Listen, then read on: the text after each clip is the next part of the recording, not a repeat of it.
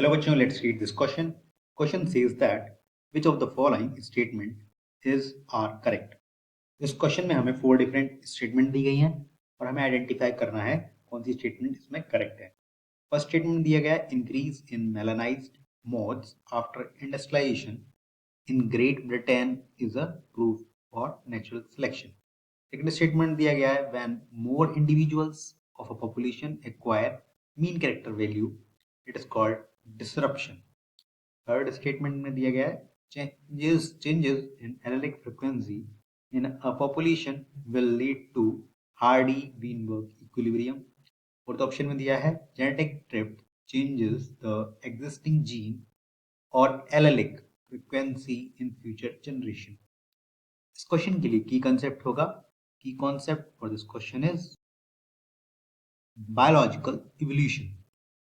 biological evolution biological evolution.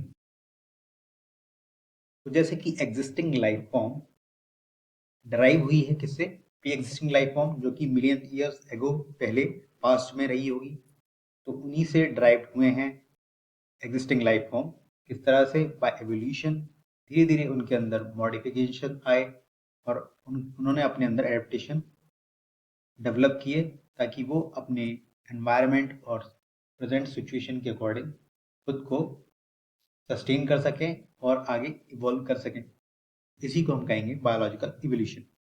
जैसे कि first statement में कहा गया है increase in melanised moth after industrialisation in Great Britain is a proof of natural selection. तो ये स्टेटमेंट इनकरेक्ट होगी क्योंकि मेलानाइज्ड मॉथ इंडस्ट्रियलाइजेशन के बाद हो गए थे, लेकिन ये ग्रेट ब्रिटेन में नहीं, ये हुए थे इंग्लैंड में। ये इंग्लैंड में ये ऑब्जर्वेशन देखा गया था।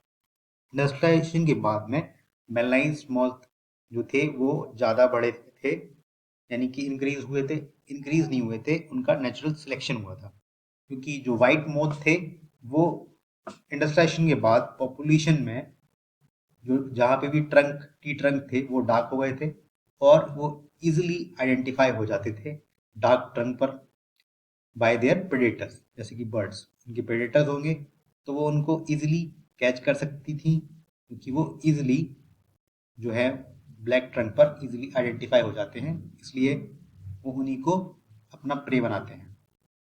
तो बचते हैं मेलानाइज्ड मॉथ, जो बर्ड उनको इजिली आइडेंटिफाई नहीं कर पाती, इसलिए उनकी पॉपुलेशन में इंक्रीज हो गया था as compare to white moth, white coloured moth, white winged moths. तो ये स्टेटमेंट इनकरेक्ट होगी। सेकंड स्टेटमेंट कहा है when more individuals of a population acquire a mean character value it is called disruption. ये statement भी incorrect होगी। Mean character value जो stabilise करते हैं, मीन कैरेक्टर वैल्यू पॉपुलेशन में अगर स्टेबलाइज करेंगे इसको कहेंगे स्टेबलाइजिंग पॉपुलेशन। पॉपुलेशन होगी स्टेबलाइजिंग।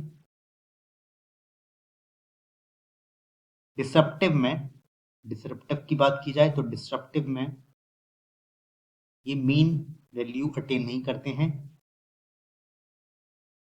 दो डिफरेंट फिनोटाइप्स, या तो हायर सबसे लोअर वाले ये हाई वैल्यू अटेन करते हैं, लेकिन मीन वैल्यू यानी कि मीडियम फिनोटाइप जो है वो मीन वैल्यू अटेन नहीं करते हैं, इसलिए ये केस होगा डिसरप्टिव का।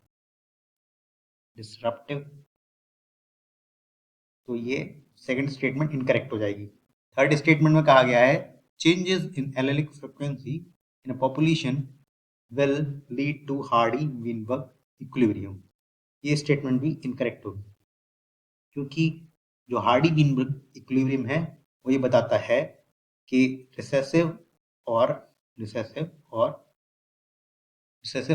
डोमिनेंट दोनों एलील क्या हैं? कांस्टेंट रहेंगे, यानी इक्वल टू 1, मतलब कांस्टेंट रहेंगे, कांस्टेंट। तो ये स्टेटमेंट भी इनकरेक्ट हो जाएगी। फोर्थ स्टेटमेंट का है genetic drift changes the existing gene और allelic frequency in future generation. तो ये स्टेटमेंट करेक्ट है क्योंकि जेनेटिक ड्रिफ्ट में क्या होगा? एलेलिक फ्रीक्वेंसी में चेंज आता है, चेंज इन एलेलिक